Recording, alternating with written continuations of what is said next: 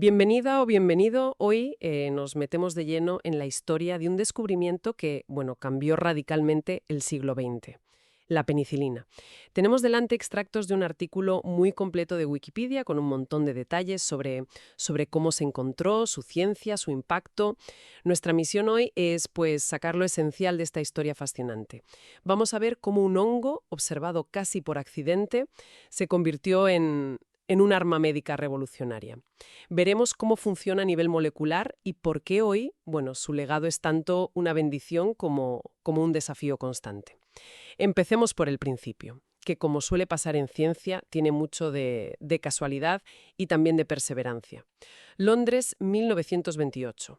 Alexander Fleming, un médico escocés, vuelve de vacaciones y se encuentra unas de sus placas de cultivo de bacterias Staphylococcus contaminada con un moho verdoso, Penicillium rubens, y lo curioso es que alrededor del moho las bacterias habían desaparecido. O sea, parecía que el hongo las estaba matando. Exacto. Fleming vio algo, claro, identificó la sustancia que producía el hongo y la llamó penicilina. Publicó sus hallazgos en 1929, pero aquí viene el primer gran pero. Ajá. Una cosa es ver el efecto en una placa de Petri, y otra, muy distinta, es convertirlo en un medicamento útil. Fleming tuvo, bueno, enormes dificultades. ¿Por qué? Si veía que mataba bacterias, ¿cuál era el problema exactamente? Pues varios. Primero, la cepa de penicillium que él tenía producía muy poca penicilina, muy poca cantidad. Ah, vale. Y además, la sustancia era muy inestable, muy difícil de purificar con la tecnología de la época. Intentó usar extractos crudos, y hubo algún intento aislado como el de Cecil George Payne en Sheffield, tratando infecciones oculares en bebés en 1930, pero no consiguió convencer a la comunidad científica de su potencial terapéutico real.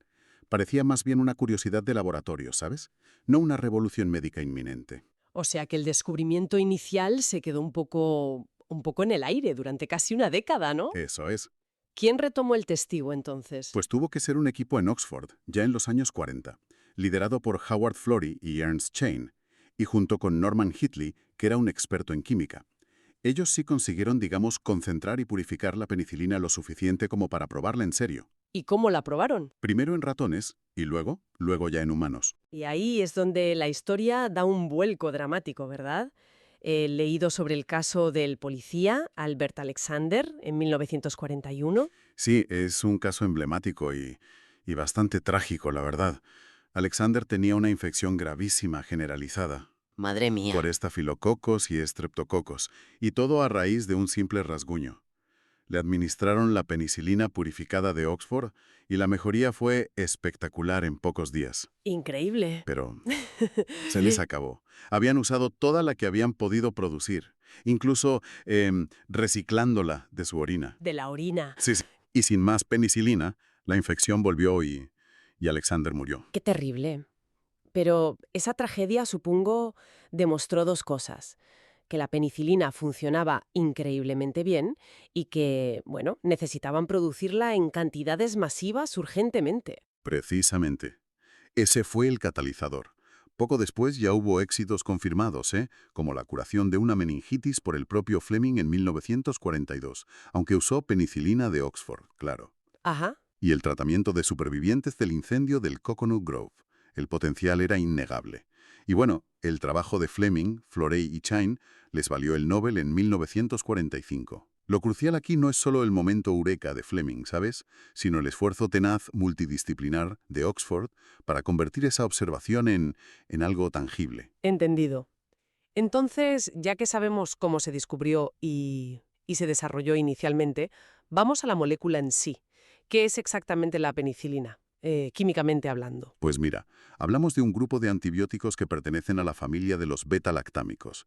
La característica definitoria es su núcleo químico, una estructura llamada PENAM. PENAM. Sí, que consta de dos anillos fusionados, uno de 4 átomos, el famoso anillo beta-lactámico. El clave, ¿no? Ese es el clave, sí. Clave. Y uno de 5, el anillo de tiazolidina. Este núcleo es la parte activa, digamos, el arma de la molécula. Y has dicho grupo de antibióticos, o sea, hay diferentes tipos. Sí, exacto. Las diferencias están en la cadena lateral, una parte de la molécula que varía. Originalmente se obtenían directamente del hongo Penicillium chrysogenum, que era una evolución del Rubens de Fleming. Las principales naturales que tuvieron relevancia clínica son la penicilina G, o benzilpenicilina, ¿Vale? y la penicilina V, fenoximetilpenicilina. ¿Y por qué dos? ¿Qué diferencia hay en su uso? Pues la G es muy eficaz, pero se destruye con el ácido del estómago, así que normalmente se administra por inyección. Ah, claro. La V, en cambio, es más resistente al ácido, por lo que sí se puede tomar por vía oral. Entiendo. Hoy en día, de todas formas, la mayoría de las penicilinas que usamos son semisintéticas. Semisintéticas. ¿Eso significa que se fabrican en parte en el laboratorio? Exacto. Se parte del núcleo penambásico, ¿vale? Que se obtiene de la fermentación del hongo. Ajá. A ese núcleo, que se llama ácido 6-aminopenicilínico o 6-APA, 6-APA, vale. se le añaden químicamente distintas cadenas laterales, diseñadas ya en el laboratorio. Y esto permite crear penicilinas con propiedades, digamos, mejoradas o diferentes. Ah, es como tener un chasis básico, el núcleo 6-APA, y poder ponerle distintos motores o carrocerías, las cadenas laterales, para diferentes propósitos. Buena analogía, ¿sí? Y así se crearon grupos como, por ejemplo, las antiestafilocócicas, como la cloxacilina, diseñadas para resistir a una enzima, la penicilinasa, que producen algunos estafilococos y que destruye la penicilina G. Vale, para las resistentes. Eso es. Luego, las de amplio espectro, como la amoxicilina o la ampicilina. Esas me suenan más. Claro, actúan contra más tipos de bacterias, incluyendo algunas gram-negativas que eran menos sensibles a las penicilinas originales. Y un tercer grupo, las antiseudomonas, como la piperacilina, específicas para combatir bacterias muy resistentes como Pseudomonas aeruginosa. Y además a veces se les añade como un ayudante, ¿no? He oído hablar del ácido clavulánico. Sí, son los inhibidores de beta-lactamasas. Es que muchas bacterias resistentes producen enzimas, las beta-lactamasas, la penicilinasa es una de ellas, que rompen el anillo beta-lactámico de la penicilina y la desactivan. La desarman, digamos. Exacto. El ácido clavulánico o el tazobactam son moléculas que se unen a esas enzimas bacterianas y las bloquean. Actúan como un escudo para la penicilina. Qué listo. La combinación amoxicilina-clavulánico es un ejemplo muy común. Es una estrategia para vencer la resistencia. Entendido. Química inteligente para mantenerse un paso por delante. Ahora, la gran pregunta. ¿Cómo mata la penicilina a las bacterias? ¿Cuál es el mecanismo? Pues se centra en la pared celular bacteriana. Las bacterias tienen una envoltura rígida, hecha de peptidoglicano, Ajá. que les da forma y las protege del entorno, sobre todo de la presión osmótica. Piensa en ella como una malla o una armadura. Vale. Pues la penicilina impide que la bacteria pueda construir o reparar correctamente esa pared. ¿Y cómo le impide? ¿Qué hace exactamente? Bloquea unas enzimas clave en el proceso final de construcción de la pared. Estas enzimas se llaman proteínas de unión a penicilina. Las PBPs, ¿no? Esas mismas, las PPPs. Su trabajo es crear los enlaces cruzados que unen las diferentes cadenas de peptidoglicano, como si fueran los remaches de la armadura. Vale. La penicilina, por su forma, se parece mucho a una pieza que estas enzimas suelen manejar. Así que las engaña. Las engaña. La enzima se une a la penicilina pensando que es su pieza habitual, pero la unión es irreversible y la enzima queda bloqueada, fuera de combate. Entonces, si las enzimas constructoras quedan inutilizadas, La pared celular no se puede terminar o reparar correctamente. Se vuelve débil, defectuosa, y como dentro de la bacteria suele haber una presión mayor que fuera, el agua entra sin control. La bacteria se hincha y ¡pum!, estalla. estalla. Es lo que se llama lisis celular. Es especialmente eficaz cuando las bacterias están creciendo y dividiéndose activamente, porque es cuando más necesitan construir pared. Fascinante. Y funciona igual contra todo tipo de bacterias. Mencionaste gram positivas y gram negativas antes. Hay una diferencia importante ahí, sí. Las gram positivas tienen una pared de peptidoglicano muy gruesa, pero expuesta al exterior. La penicilina accede relativamente fácil a las PBPs. Ajá. Las gram negativas, en cambio, tienen una pared más fina, pero además tienen una membrana externa por fuera. Una barrera lipídica difícil de cruzar para la penicilina. Ah, claro. Entonces, ¿cómo actúa contra ellas? Bueno, la penicilina puede colarse a través de unos canales proteicos en esa membrana externa que se llaman porinas. ¿Porinas? Pero no todas las penicilinas pasan igual de bien y no todas las bacterias tienen las mismas porinas. Por eso las penicilinas de amplio espectro como la ampicilina, que pasan mejor por las porinas, Ujú. son más efectivas. Eso es. Son más efectivas contra gram negativas que la penicilina G original. La estructura de la bacteria determina mucho su vulnerabilidad. Vale, entendida la estrategia de ataque.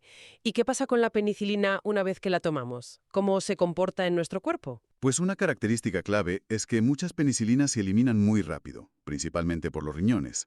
Tienen una vida media corta. Mmm. Esto, al principio, cuando era tan escasa, era un problemón. Claro, por eso lo de recoger la orina de los pacientes para reutilizarla que mencionaste antes. Es que suena increíble. Era una medida desesperada, sí, pero es que era necesaria.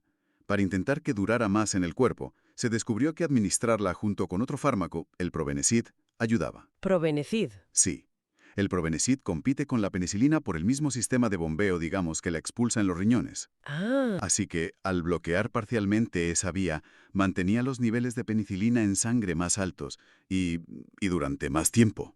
qué curioso. Hoy ya no es tan habitual usarlo para esto, pero bueno, todavía tiene usos específicos. Todo esto nos lleva a la otra cara de la moneda. Si nosotros desarrollamos armas, las bacterias pues desarrollan defensas. La resistencia. Inevitablemente. Ya Fleming observó bacterias que no se inmutaban ante su moho. Ya desde el principio. Sí. Y poco después de empezar a usar la penicilina clínicamente, empezaron a surgir resistencias.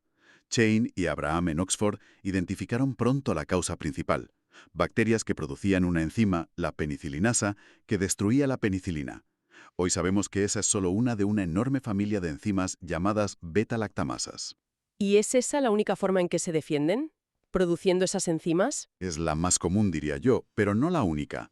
Hay tres mecanismos principales. Uno, producir beta-lactamasas que rompen el anillo betalactámico, el corazón de la penicilina. Hay muchísimos tipos, algunas muy específicas, otras que atacan a muchos betalactámicos. Vale. Dos, modificar el blanco. Las bacterias mutan sus PBPs, las enzimas que construyen la pared, para que la penicilina ya no se pueda unir bien a ellas. Se hacen invisibles para la penicilina, digamos. Algo así. El ejemplo clásico es el SARM, Staphylococcus aureus resistente a meticilina. Tiene una PBP alterada, la PBP2A, a la que la meticilina y otras penicilinas similares no se unen bien. Comprendo. ¿Y la tercera? 3. Impedir la llegada. Pueden hacer que entre menos penicilina, por ejemplo, modificando las porinas en las gram negativas. Cierran la puerta. O la hacen más pequeña, sí. O también pueden expulsarla activamente fuera de la célula con unas cosas llamadas bombas de flujo. O sea que la echan una vez que ha entrado. Exacto, Y lo preocupante es la velocidad a la que aprenden estos trucos. exacto. El SARMA apareció poquísimo después de introducir la meticilina en 1959. Es una carrera armamentística evolutiva constante. La resistencia no es un problema nuevo, estaba ahí desde el principio, pero el uso masivo y a veces inadecuado de antibióticos la ha acelerado exponencialmente. Volvamos un instante a los 40. El equipo de Oxford demostró que funcionaba, pero no podían fabricar suficiente. ¿Cómo se resolvió ese cuello de botella de la producción? Fue un esfuerzo titánico y una colaboración clave entre Reino Unido y Estados Unidos, en plena Segunda Guerra Mundial. Florey y Hitley viajaron a Estados Unidos en 1941 y contactaron con un laboratorio en Peoria, Illinois, que eran expertos en fermentación. Y allí ocurrieron varias cosas clave, ¿no? Para la producción masiva. Sí, varias. Primero, descubrieron que un subproducto del procesamiento del maíz, el corn steep liquor, que llaman, Licor de maíz. algo así, un líquido de maceración. Era un caldo de cultivo fantástico que multiplicaba la producción del hongo. Anda. Segundo, iniciaron una búsqueda mundial de cepas de Penicillium más productoras. Y la encontraron en un melón podrido de un mercado de Peoria. ¿En un melón? No me digas. Sí, esa cepa, Penicillium chrysogenum, resultó ser mucho más eficiente. Increíble. De un melón podrido a salvar vidas en el campo de batalla. Y tercero, desarrollaron la técnica de fermentación en tanque profundo, impulsada por gente como Margaret Hutchinson Rousseau, una ingeniera química pionera. Esto permitió pasar de matraces de laboratorio a tanques industriales gigantescos. La combinación de mejor medio de cultivo, una cepa campeona Y la ingeniería de procesos a gran escala fue la clave del éxito. Y el impacto en la guerra fue inmediato, claro. Fundamental. Para el desembarco de Normandía en 1944, ya había suficiente penicilina para tratar a los soldados aliados heridos. Se calcula que redujo drásticamente las muertes por infecciones de heridas y gangrena, quizás salvando un 12-15% de vidas que antes se habrían perdido. Impresionante. Y después de la guerra, claro, la producción se disparó y la penicilina llegó a la población civil, cambiando la medicina para siempre. Una historia de ciencia, de colaboración y también de suerte, como lo del melón. Desde nuevo. ¿Y cuándo se supo exactamente la estructura química detallada para poder entenderla bien? Pues la estructura la propuso Edward Abraham en 1942, pero la confirmación definitiva vino en 1945 gracias a Dorothy Crowfoot Hodgkin, Ah, sí. usando cristalografía de rayos X, un trabajo complejísimo para la época, que le valió el Nobel de Química años después. Claro. Saber la estructura exacta fue crucial para entender cómo funcionaba y, sobre todo, para poder empezar a modificarla. Y eso nos lleva de nuevo a las semisintéticas. El descubrimiento del núcleo 6-APA fue como la llave maestra para eso. Totalmente. Fue aislado casi simultáneamente por John C. Sheehan en el MIT durante la primera síntesis química total, que fue un hito académico pero no industrial, y por investigadores de la farmacéutica Beecham, en Reino Unido, que lo obtuvieron de la fermentación. Ah, fue casi a la vez. Sí, tener el 6-HPA puro y en cantidad permitió empezar a diseñar penicilinas a medida, añadiendo cadenas laterales para mejorar el espectro, la resistencia a las beta-lactamasas, la absorción oral. Ahí nacieron la meticilina, la ampicilina, la amoxicilina. Vamos, todo el arsenal moderno que derivó de ahí. Entendido. Entonces, con toda esta evolución y el problema de la resistencia, ¿qué lugar ocupan hoy las penicilinas más clásicas, la G y la V? ¿Se siguen usando? Se siguen usando, sí, pero para indicaciones mucho más específicas. La penicilina G inyectable todavía es de elección para infecciones graves por bacterias que se sabe que son muy sensibles, Por ejemplo, pues la sífilis o ciertas endocarditis o meningitis causadas por gérmenes muy concretos. La penicilina V oral se usa para infecciones más leves y bien localizadas. La típica es la faringitis estreptocócica, si sabemos que el estreptococo es sensible, claro. O algunas infecciones de piel. pero ya no es la panacea universal que fue al principio, ni mucho menos. Para nada. Para muchas infecciones comunes, como las causadas por estafilococos o gonococos, la resistencia es tan alta que ya no son la primera opción. Siempre que sea posible, sobre todo en infecciones serias, se deben hacer pruebas de sensibilidad, los antibiogramas, Claro, para asegurar. para confirmar que la bacteria es vulnerable antes de usarla. La era de usar penicilina a ciegas para casi todo terminó hace ya bastante tiempo. ¿Y los efectos secundarios? La alergia es lo que más preocupa a la gente, creo yo. Sí, es lo más conocido. Aunque la anafilaxia grave, la reacción alérgica más peligrosa, es muy rara, en torno al 0,01%. Ah, es bajísimo. Muy bajo, sí. Lo más común son reacciones cutáneas tipo urticaria, que pueden afectar a un pequeño porcentaje de personas, entre el 1 y el 10%. Y curiosamente, mucha gente que cree ser alérgica, hasta un 10% en algunos países, en realidad no lo es, o ha perdido la sensibilidad con el tiempo. Ah, sí. O sea que puede desaparecer. Sí, se estima que un 90% de los que tuvieron una reacción en el pasado podrían tolerarla ahora. Las pruebas de alergia pueden aclararlo. Qué interesante. Otros efectos secundarios más habituales, pues molestias digestivas leves, diarrea, náuseas. Vale. Una última curiosidad antes de cerrar. Lo de medir la dosis en unidades. ¿Por qué esa medida tan rara? Ya no se usa. Era una necesidad en los primeros tiempos. Las preparaciones eran impuras y de potencia variable. No podías fiarte del peso en miligramos. Claro, porque no era todo penicilina. Exacto. Así que definieron una unidad basada en la actividad biológica, cuánto necesitabas para inhibir el crecimiento de estafilococos en el laboratorio. Aseguraba una potencia constante, aunque el peso del polvo variara. Con las penicilinas puras se usa más el peso, los miligramos. Tiene sentido. Pero las unidades aún persisten en algunas formulaciones, sobre todo en Estados Unidos, para algunas penicilinas como la G-benzatina. Y ojo, que las unidades de G y V no son equivalentes en peso. Ah, vale. Bien, pues hemos recorrido un camino larguísimo. Del azar en una placa de Petri a la producción industrial masiva, la química sofisticada y la constante batalla contra la resistencia. ¿Cuál dirías que es la gran lección de toda esta historia? Varias. Pero quizás la principal es que la penicilina no fue solo un fármaco, fue el inicio de una era, la era de los antibióticos. Cambió drásticamente la esperanza de vida, hizo posibles cirugías complejas que antes eran impensables, transformó el tratamiento de infecciones que diezmaban poblaciones enteras, marcó un antes y un después absoluto en la relación de la humanidad con las enfermedades infecciosas. Pero también nos enseñó una lección de humildad frente a la naturaleza, ¿no? Porque la resistencia apareció casi de inmediato. Exactamente. Esa es la otra gran lección, el poder inmenso de la evolución microbiana. La penicilina nos dio una ventaja temporal importantísima, pero las bacterias, bueno, aprenden rápido. Y esto nos lleva a una reflexión final, si te parece. Adelante, claro. La penicilina vino de un hongo, ¿verdad? Un organismo vivo. Las cepas más productoras se encontraron en la naturaleza, en un melón podrido. Su desarrollo dependió tanto del ingenio humano, la química, la ingeniería, para purificarla, producirla y modificarla, como de esa biodiversidad original. ¿Es verdad? Entonces, mientras luchamos contra una resistencia creciente, ¿dónde deberíamos buscar las soluciones futuras? ¿Seguiremos encontrando tesoros moleculares en microorganismos desconocidos, explorando la biodiversidad que aún nos queda? ¿O la respuesta estará más en el diseño puramente sintético en el laboratorio, en crear moléculas totalmente nuevas desde cero? Es una buena pregunta. Quizás la respuesta esté en una combinación de ambas, claro, pero nos recuerda la importancia de preservar y explorar el mundo natural, que aún puede guardar las claves para futuras revoluciones médicas. Es una cuestión abierta y crucial, creo yo.